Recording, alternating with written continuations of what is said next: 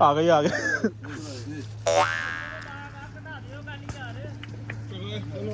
चलो यार बस करो समान है।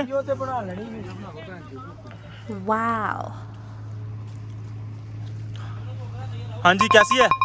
बहुत मजे की है, मीठी मीठी खरमानी माशाल्लाह, बहुत मीठी खरमानी है और बड़ा मजा आया। भरे पड़े हैं बाग, ये देखो सारा खरमानी का बाग है ये।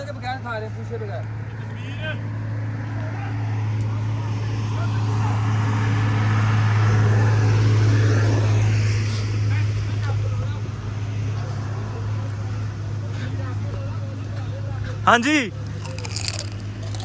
कैसी है?